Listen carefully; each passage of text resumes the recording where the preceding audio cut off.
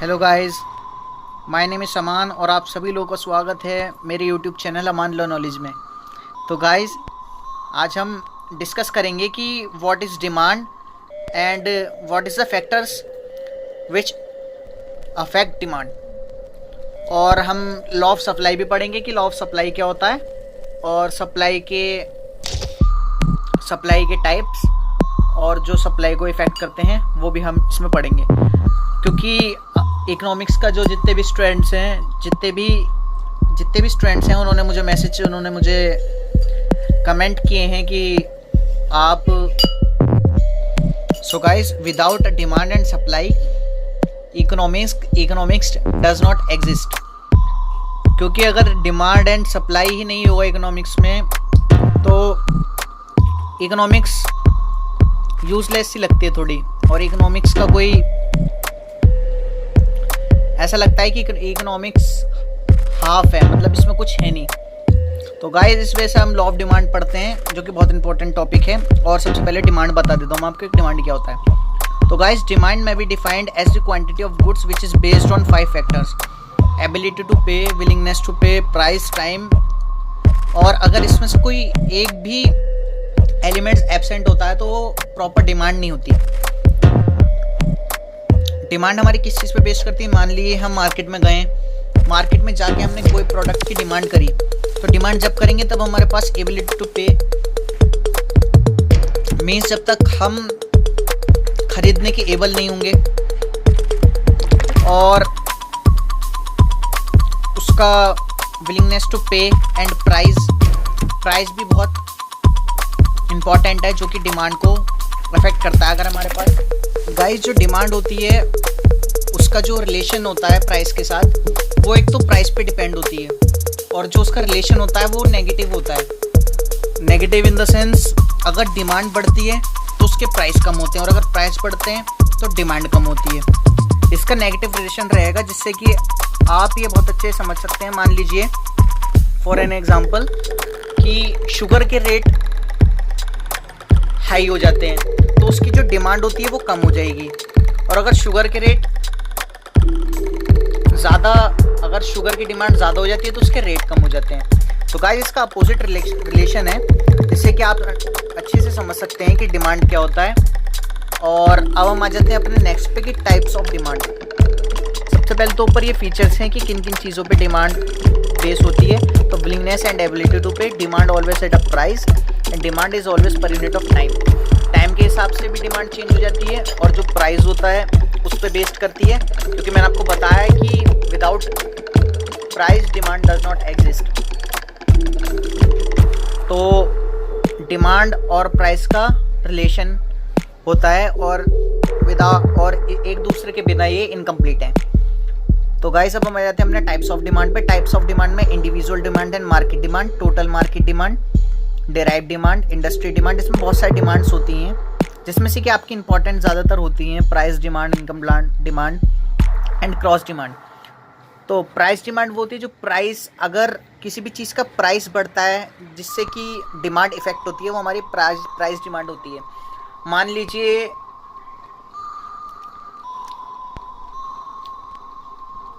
कि विंटर्स में जैकेट की डिमांड बढ़ गई तो उसका प्राइस भी बढ़ेगा। ठीक है, तो किसी चीज़ के प्राइस के बढ़ने से उसकी डिमांड पे असर जो पड़ता है वो हमारी प्राइस डिमांड हो जाती है। और अगर इनकम डिमांड हम देखें तो इनकम डिमांड में क्या होता है, अगर किसी पर्सन की इनकम कम हो जाती है तो उसकी डिमांड भी कम हो जाएगी, और किसी पर्सन की इनकम बढ़ जाती है तो उसकी डिमांड भी बढ़ जाती है। और हम थर्ड पे आ जाते हैं कि क्रॉस डिमांड। क्रॉस डिमांड क्या होती है? अब क्रॉस डिमांड बहुत कंफ्यूजन से लगेगी आपको, लेकिन ये बहुत सिंपल है अगर आप ध्यान से समझे तो। क्रॉस डिमांड वो डिमांड होती है हमारी जिसमें कि जैसे कि सब्स्टिट्यूट गुड्स होते हैं हमारे। सब्स्टिट्यूट गुड्स कौन से होते हैं? जो कि which goods we can use one place to another. मतलब किसी एक चीज़ की जगह जब हम कोई दूसरी चीज़ यूज़ करते हैं, that is substitute goods. Like T की डिमांड जैसे बढ़ गई है तो टी हम ना अगर हम टी अफोर्ड नहीं कर पा रहे हैं तो हम कॉफ़ी अफोर्ड करेंगे। तो उसकी वजह से डिमांड जो कॉफ़ी की बढ़ी वो हमारी क्रॉस डिमांड हो गई। ऐसी अब मैं आपको सेकंड एग्जांपल से समझाता हूँ कि मान लीजिए कि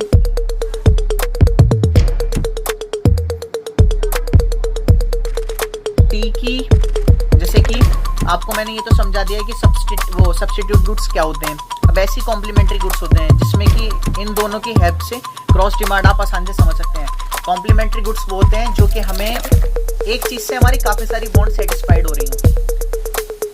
वन थिंग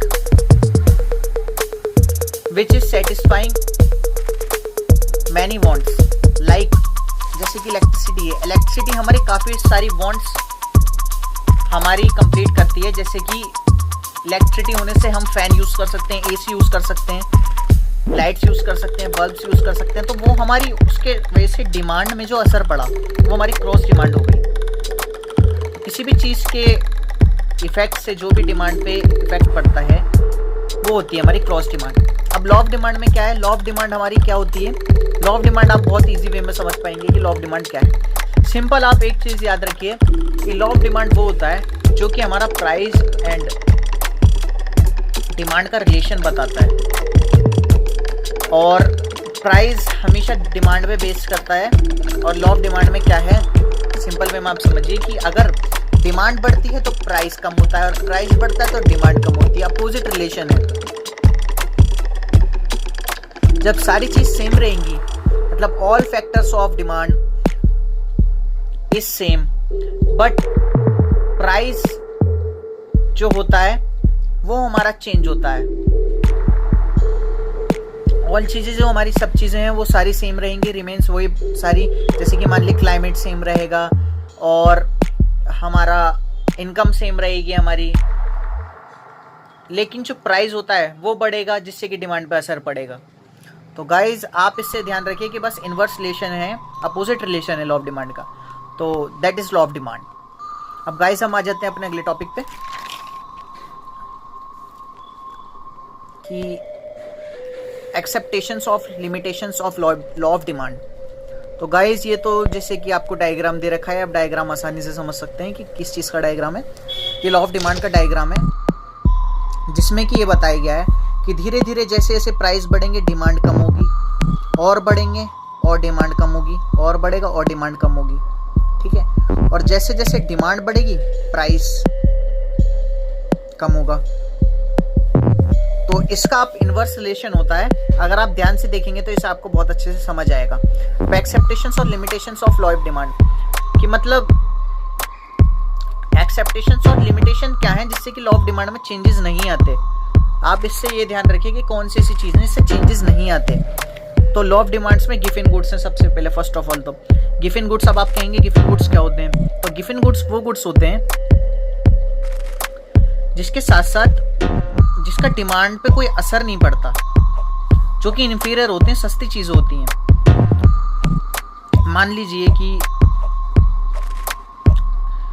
कोई घर है जिसमें कि पोटैटोज बहुत खाए जाते हैं, लेकिन उनकी वो यूटिलिटी है, चाहे कुछ भी हो जाए वो पोटैटोज खाते ही खाते हैं, और जो पोटैटोज हैं वो इन्फीरियर गुड्स भी है। तो अगर इसकी डिमांड बढ़ भी जाती है तो इसका कोई इफेक्ट नहीं पड़ता, क्योंकि लोग उसे अपने डाइट में मिक्स करते हैं। वो उसके बजाय मीट नहीं लेंगे, वो उसके बजाय चिकन नहीं लेंगे, वो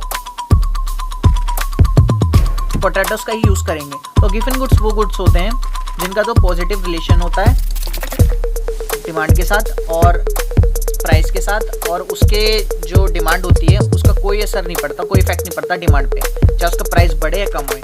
ऐसी वेबलिन गुड्स वो गुड्स होते हैं इसका भी प्राइस पे कोई असर नहीं पड़ता। वेबलिन गुड्स आप लग्जरी गुड्स होते हैं, जैसे कार्स हो गई, जैसे कार्स में रोल्स रॉयस हो गई, मर्सिडीज हो गई। जो एक्सपेंसिव कार्स होती हैं उसका कोई भी डिमांड पर असर नहीं पड़ता, उनके रेट बढ़ेंगे तो उनकी डिमांड भी बढ़ जाती है गाइस। इनका पॉजिटिव रिलेशन होता है, जितनी ज़्यादा रेट बढ़ेंगे उतनी ज़्यादा डिमांड बढ़ जाती है, क्योंकि वो एक्सपेंसिव चीज़ें हैं और few person afford this types of things. अब आ जाता है हमारा डिमांड फंक्शन क्या होता है। तो डिमांड फंक्शन हमारा ये बताता है कि डिमांड का और उसके ऑल फैक्टर्स का क्या रिलेशन है एक दूसरे के साथ। आप ये चार्ट याद कर लीजिए। dx quantity of goods for commodity कहलाता है, फंक्शनल रिलेशन कहलाता है, फिर px प्राइस ऑफ कमोडिटी कहलाता है, py the price of substitute and complementary goods कहलाता है, और जो m है हमारा मनी इनकम कहलाता है, टेस्ट एंड प्रेफरेंसेस t कहलाता है, the advertisement effect a and unknown variables और इन्फ्लुएंस हमारा u। तो गाइज ये तो होता है हमारा demand function.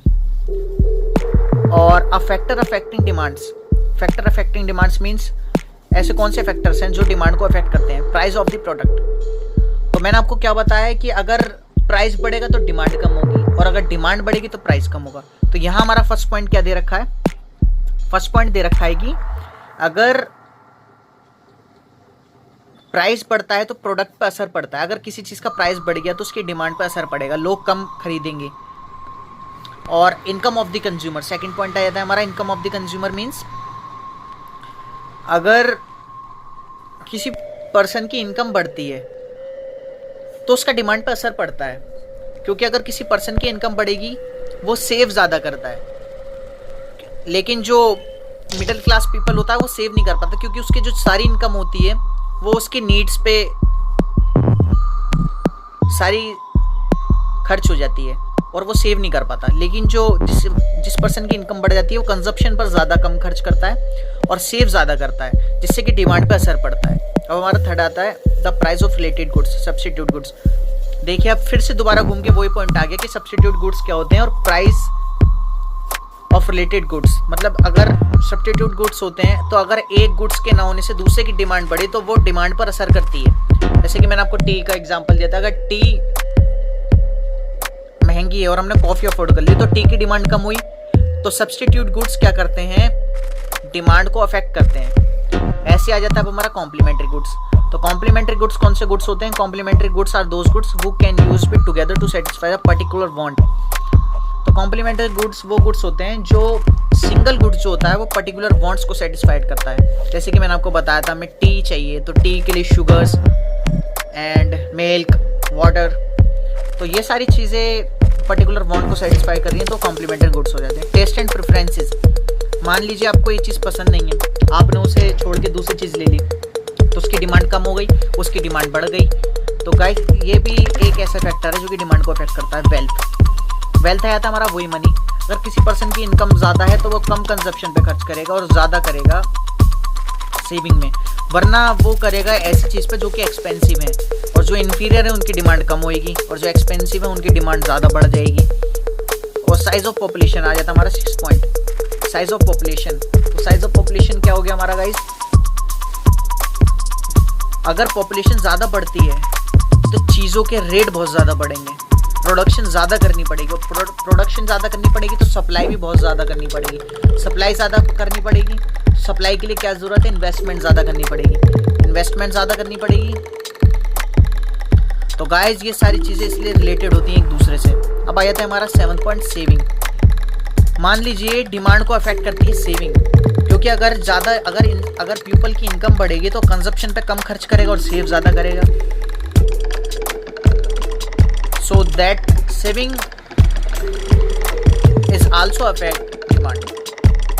Expectation regarding the future. अब आ जाता है हमारा 8 पॉइंट कि अगर हमें फ्यूचर में ये लगता है कि ये चीज़ महंगी हो जाएगी तो हम उसे स्टोर कर लेते हैं। स्टोर करने से क्या होता है, डिमांड उस चीज़ की बढ़ जाती है, और जब डिमांड बढ़ जाएगी तो प्राइस कम हो जाएंगे, प्राइस कम हो जाएंगे तो इन्फ्लेशन बढ़ जाता है, मतलब महंगाई बढ़ जाती है। तो ये हमारा फैक्टर है जो कि डिमांड को अफेक्ट करता है। Climate and weather also affect demand, because in winter season we use jackets and warm clothes, लेकिन जो समर सीजन होता है उसमें हम लाइट क्लोथ्स यूज करते हैं। तो गाइस क्लाइमेट अगर हम समर सीजन में देखें तो उसमें लाइट क्लोथ्स का ज़्यादा इंपॉर्टेंस दी जाती है और विंटर में जैकेट्स को। तो climate also affect the demand. अब आ जाते हैं हमारे 10th पॉइंट पे guys, government policy. Government policy क्या पॉलिसी होती है गाइस, गवर्नमेंट ऐसी चीज़ों पे डिमांड, ऐसी चीज़ों पे रेट बढ़ाती है जिससे कि डिमांड पे ज़्यादा असर ना पड़े। मान लीजिए वो अल्कोहल पे ज़्यादा टैक्स लगा देते हैं, ज़्यादा टैक्स से डिमांड उसकी कम नहीं होती, क्योंकि ये लोगों की यूटिलिटी है। सम पर्सन्स जो कि यूज़ करते हैं लीकर्स का, अल्कोहल्स का, वो उनकी यूटिलिटी है और ये भी हमारी इकोनॉमिक गुड्स में काउंट होती है। लेकिन वो उस चीज़ पे ज़्यादा टैक्स लगाते हैं जिसका कोई डिमांड पर असर ना पड़े और उन्हें टैक्स भी प्रॉपर मिले। तो गाइज ये भी डिमांड को अफेक्ट करती है। मान लीजिए कि अब जैसे रिसेंटली गवर्नमेंट ने पेट्रोल पे बहुत पैसे बढ़ा दिए और वो डिमांड को अफेक्ट करेगी तो, लेकिन ज़्यादा नहीं कर पाएगी, क्योंकि लोगों की ये नीड्स बन चुकी है। लोग ऑफिस जाते हैं, स्कूल्स जाते हैं, पेट्रोल डलवाना ज़रूरी है, क्योंकि अगर दूर के अगर वो डेस्टिनेशन उन्हें कहीं जाना है तो पेट्रोल की रिक्वायरमेंट इज़ नेसेसरी। तो गाइस गवर्नमेंट उस चीज़ पे टैक्स लगाती है जिससे कि डिमांड पे असर तो पड़ता है, लेकिन ज़्यादा असर उस चीज़ का दिखता नहीं है उस चीज़ पे। अब आप इसे क्लेवरनेस भी कह सकते हैं गवर्नमेंट की, और आप कई तरीके की चीज़ें कह सकते हैं। अब देखते हैं हम चेंज इन डिमांड में। चेंज इन डिमांड 4 टाइप्स की होती हैं गाइस। 4 टाइप्स हैं इसमें: increase in demand, decrease in demand, extension in demand and contraction in demand. तो गाइस जो इंक्रीज इन डिमांड है उसमें क्या होता है हमारा, जैसे कि मैं आपको बताऊं, there are 4 types of change in demand: extension of demand, contraction of demand, increase in demand, decrease in demand. An extension contraction of demand when all things remain same but the demand of effect due to cause of price। तो हमारी जो expansion and contraction of demand जो होती है उसमें क्या होता है कि अगर मान लीजिए इसमें फर्स्ट एग्जांपल में आप देखिए कि ये तो मैंने एक्स एक्सिस पे डिमांड ले रखी है और ओ वाई पे प्राइस ले रखा है। तो अगर हम जैसे ले लेते हैं पी तो हमारा हो गया और क्यू हमारा हो गया डिमांड। तो अगर प्राइस बढ़ता है, अगर प्राइस हुई है तो डिमांड बढ़ रही है यहाँ पे, ठीक है। लेकिन और किसी फैक्टर की वजह से नहीं, ओनली प्राइस की वजह से। अगर प्राइस कम होगा तो डिमांड बढ़ जाएगी, और अगर जैसे कि अब नीचे आए तो कॉन्ट्रैक्शन पे, यहाँ डिमांड ज़्यादा है तो प्राइस कम हो गया। देखिए अब पी और ये 0 कांस्टेंट है, अब आगे प्राइस हमारा कम हो गया तो डिमांड बढ़ गई। ऐसे guys increase in demand and decrease in demand. Guys अगर आप चाहते हैं कि मैं इसके नोट्स आपको सेंड कर दूं तो कमेंट फास्ट, एंड मैं सप्लाई का भी नेक्स्ट टॉपिक जल्दी ही बनाऊंगा इसका। So thank you guys and I hope you will understand, and thank you guys, and please subscribe my channel Amal No Knowledge, and comment fast and subscribe my channel.